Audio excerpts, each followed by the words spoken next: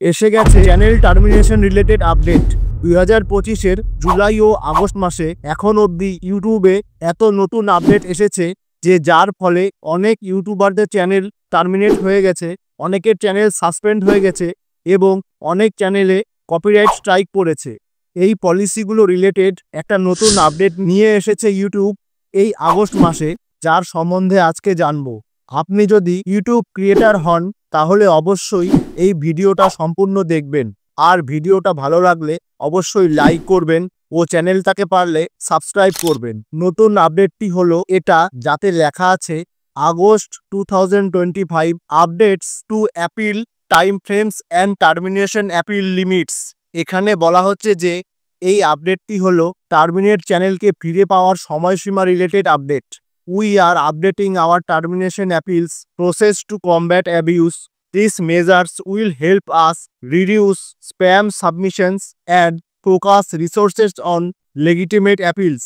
এখানে ইউটিউব বলছে অপব্যবহার রোধ করার জন্য আমরা আমাদের টার্মিনেশন অ্যাপিল প্রক্রিয়াকে আপডেট করছি। এগুলি করে আমরা ইউটিউবে স্প্যাম কমাবো এবং শুধু জেনুইন অ্যাপিলগুলোর উপর কাজ করব। Starting in August, creator will have up to 1 year to appeal channel terminations or content removals, videos, posts, playlists, thumbnails or URLs for community guidelines violations. August থেকে কমিউনিটি গাইডলাইন ভায়োলেশনের জন্য channel বন্ধ করা বা content removal, video, post, playlist, thumbnail বা URL এগুলো ফিরে পাবার appeal করার জন্য ক্রিয়েটারদের 1 বছর সময় থাকবে। Additionally, we are limiting the number of appeals allowed for a single channel termination. এছাড়াও আমরা একটি চ্যানেল বন্ধ করার জন্য অ্যাপিলের লিমিটও সীমিত করছি। এখানে ইউটিউব বলছে যে এখন থেকে ইউটিউবে যেসব চ্যানেল টার্মিনেট হয়ে যায় সেই সব চ্যানেলকে ফিরে পাবার জন্য যে অ্যাপিল করা হতো তার সময়সীমাকে ইউটিউব বাড়িয়ে 1 বছর করেছে।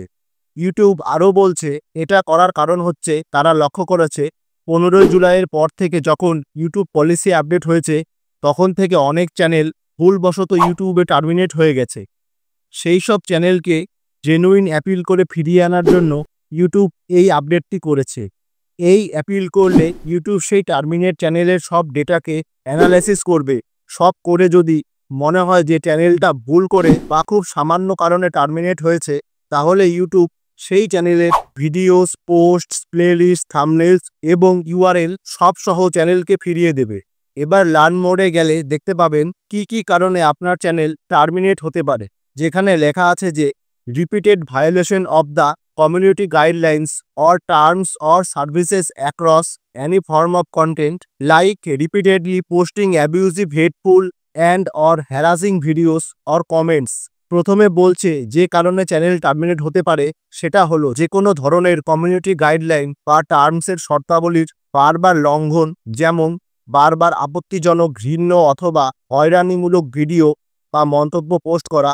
এগুলি করলে আপনার চ্যানেল টার্মিনেট হতে পারে। A single case of severe abuse such as predatory behaviour, spams or pornography. এর পরের কারণটি ইউটিউব বলছে যে কেউ যদি শুধু একবারও কোনো বড় ধরনের ভুল করে, যেমন কোনো বাজে আচরণের ভিডিও, স্প্যাম বা কোনো পর্নোগ্রাফির মতো কিছু পোস্ট করে, তাহলে একবারেই তার চ্যানেল টার্মিনেট হয়ে যাবে। শেষে হলো dedication to a policy violation like hate speech, harassments or ইম্পারসোনেশন।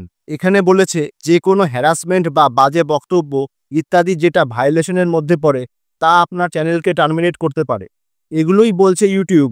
তাছাড়াও ইউটিউব তার সার্কুভেনশন পলিসিও এনেছে কিছুদিন আগে, যার ফলে এখন যদি আপনার কোনো চ্যানেল গাইডলাইন ভায়োলেশনের জন্য টার্মিনেট হয়, তাহলে সেই সাথে আপনার অন্য চ্যানেল যেখানে আপনি অন্য কিছু পোস্ট করছেন সেই চ্যানেলও ইউটিউব টার্মিনেট করে দেবে। সুতরাং এগুলো থেকে বোঝা যাচ্ছে যে ইউটিউব এখন খুব স্ট্রিক্ট হয়ে যাচ্ছে, যার ফলে সবাইকে একটু সাবধান হতে হবে। আজকের এই ভিডিওটা এ পর্যন্তই। ভিডিওটাকে ঘিরে অন্য কোনো মন্তব্য বা প্রশ্ন থাকলে তা কমেন্টে বলতে পারেন।